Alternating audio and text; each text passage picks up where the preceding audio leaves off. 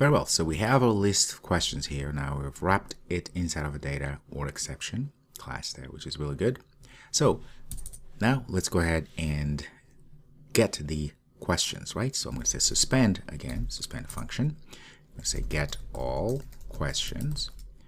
And what type are we expecting here?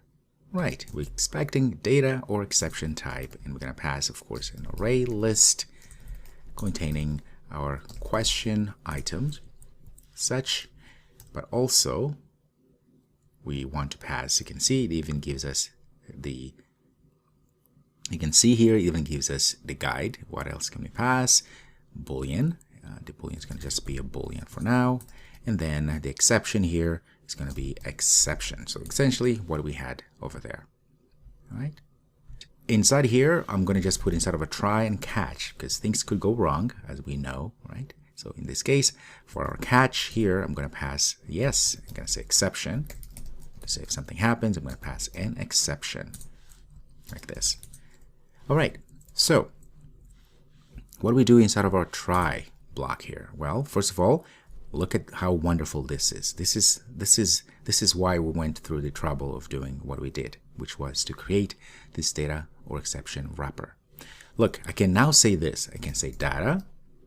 Remember, we have here, I call it list of questions. In fact, let me change this to, because it makes no sense to call list of questions, because now the list of questions is actually inside of this data or exception. So let's just call this data or exception like this. Okay, that's better. Now I can say data or exception, and I'm going to say dot loading. Look at this, because it's a Boolean type. I can set it to something. I'm going to set it to true, because I'm saying now if at some point, because I'm saying now in this wrapper that I've added, I'm adding here the Boolean. I'm going to set it to true. That way, whenever somebody calls this get all questions and they expecting, yes, they're expecting this type here, data or exception, that means then we can check to say if data exception, that loading is true, that means it's loading, then I can let the user know that things are happening, just wait for a second, by putting a little loader and so forth, right, in the user interface. You see the power now? Otherwise, if we hadn't done this, we would have a little bit of trouble to make this to work. We would have to create probably two classes that encapsulate the loading and also the data and exception and so forth. But now we have put all of that information in one data or exception class. Wonderful. So now I set it to true, saying it's loading, and then I'm going to say data or exception again. Now I'm going to go to the data. Look at how wonderful it is. If I go to the variable or property data of our data exception, so I'm now back to here, the first item, the T, right, template, which is in this case is array list of questions. Look at this. It says it's array list of questions. That is the type that is expecting, and it's nullable because sometimes it could be null. Wonderful. So for our data, what am I going to do? Well, I'm going to say API, the question API, the DAO, data access object really, and I'm going to invoke the get all questions. Because now if you have over this get all questions, you'll see it's from our question API, and get all questions, it just return a question object. And if you go back, if you look at our question object, you will see what it is. So I'm going to say command A, question like this. You see, it is indeed an array list of question items, which works here because that's what this expects to receive. Okay, very good. Now I can also say if, look at this, data or exception, right? Our Raptor, data or exception, wrapper there. If data.toString, I can check if it's not empty,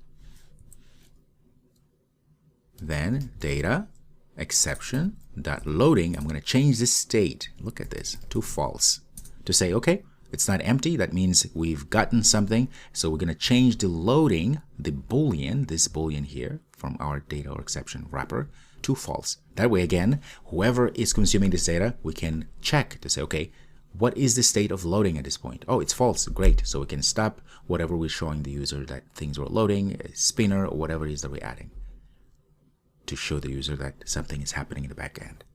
Beautiful. I hope you're seeing the beauty of this. It's incredible. I love it. All right. So now in our catch exception here, well, things could happen. As you very well know, sometimes we may come empty-handed or some exception happens. So I'm going to say data exception. Well, I can append that exception to where? To what? Well, .e, look at this, expects an exception, right? Exception there. So what are we going to give it? Well, I'm going to just pass in the exception that we're receiving and done. And if we want, we can put a log D here just to, for us developers to know what is the message, what is the exception. I can say exception.e, and I can even go and say, give me a localized message like this. It looks like I need to probably, let's see, add a null. There we go, because it's nullable, could be null. Okay, I'm just gonna say XC like this for exception for the tag. All right, but remember that this get all questions, we are returning a data or exception. We're returning something. That's why we still have a squiggly red line here, because we need to return something. So here, all things considered, I'm going to return our data or exception object, which hopefully will either have all the information that we need or not. But either way, we know that we have set it up for success in the sense that we're going to have the actual data, the array list, if there is one. We're going to have the booleans loading or not. And if there's an exception, we're also going to have an exception attached to the wrapper. Ah, this is great. Okay, our question repository is now done. So next, what are we going to do? Well, next we're going to create a view model, because we need to construct this app in such a way we have some sort of a clean architecture. That way we have these pieces that are working together to create a better application. Most importantly, to make it more flexible for us to extend, add more to our app without breaking our application.